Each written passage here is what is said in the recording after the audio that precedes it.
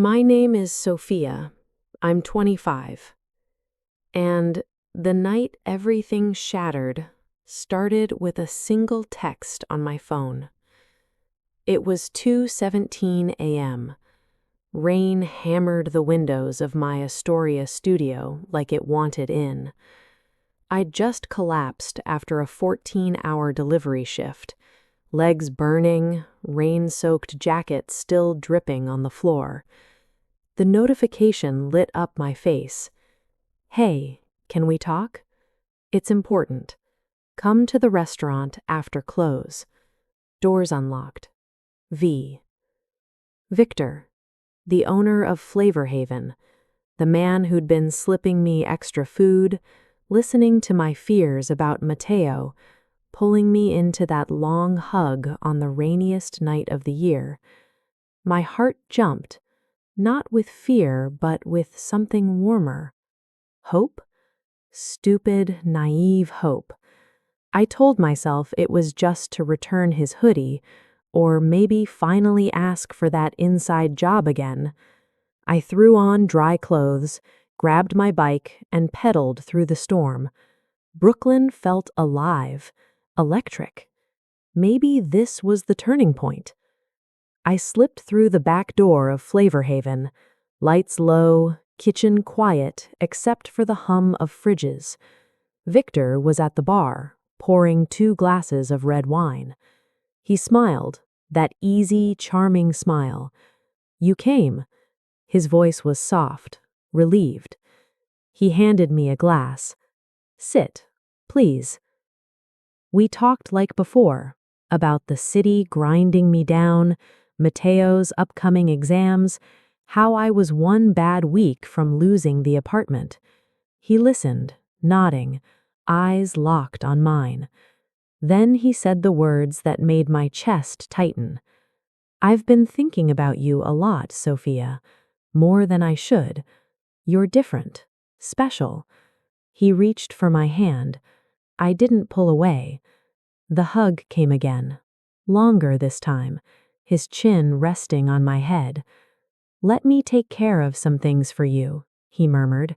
"Rent, a better gig here, whatever you need." For a heartbeat, I believed him.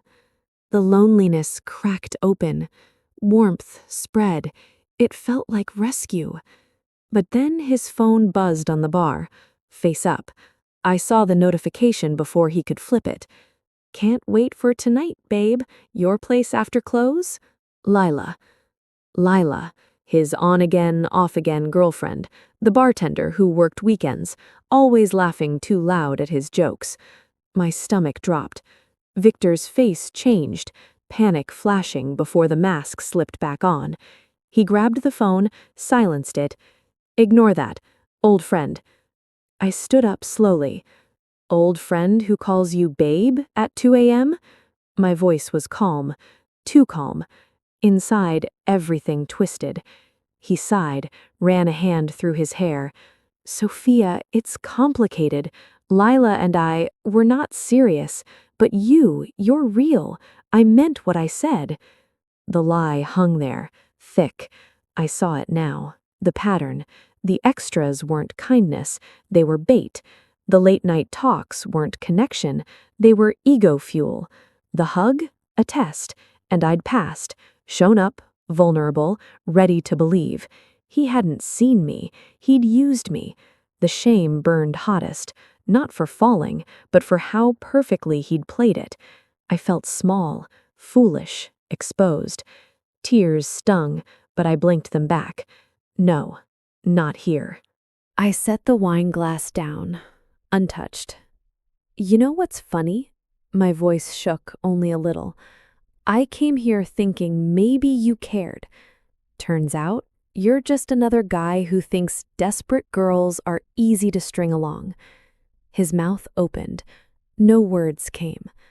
I turned for the door, paused. "And Victor, keep your hoodie and your promises. I don't need them." I biked home through the rain, faster than ever. Tears mixed with water on my face. The city blurred. But something else stirred beneath the hurt. Anger.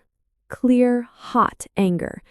Not at myself, at him, at the system that made me so tired, so trusting of scraps. The next morning, I didn't deliver. I called in sick to the apps. Instead, I sat at my tiny table with a notebook, listed everything: debts, skills, dreams. I'd always cooked, Mommy's recipes, the ones that made our tiny apartment in Mexico smell like home, al pastor with pineapple salsa, carnitas slow-cooked till they fell apart. Why was I killing myself biking when I could feed people? I started small, borrowed a friend's kitchen on off hours, posted on local Facebook groups. Authentic Mexican tacos, fresh, homemade, delivered by bike till I upgrade. First 10 orders half off. Orders trickled in, then flooded. Neighbors raved. Better than any truck. A viral TikTok from a customer. Me assembling tacos in my apron, smiling, tired but real. Views climbed. 3 months later, I had a food cart permit. A second-hand trailer painted bright, Sofia's Cocina on the side. Lines formed at lunch rushes. I hired Mateo's friend to help on weekends. Rent paid early, savings for his tuition. Even sent money home to Mommy and Poppy. I wasn't just surviving, I was building. Victor? He tried once, showed up at my cart during a busy Saturday, ordered 3 tacos, watched me work. Sofia, damn, this is incredible. Hesitant smile. Look, about that night, I handed him the plate. No extra salsa, no smile. Pay at the window, my voice steady. And Victor, don't come back unless you're ordering like everyone else. He left. I watched him disappear into the crowd. No anger left, just quiet satisfaction.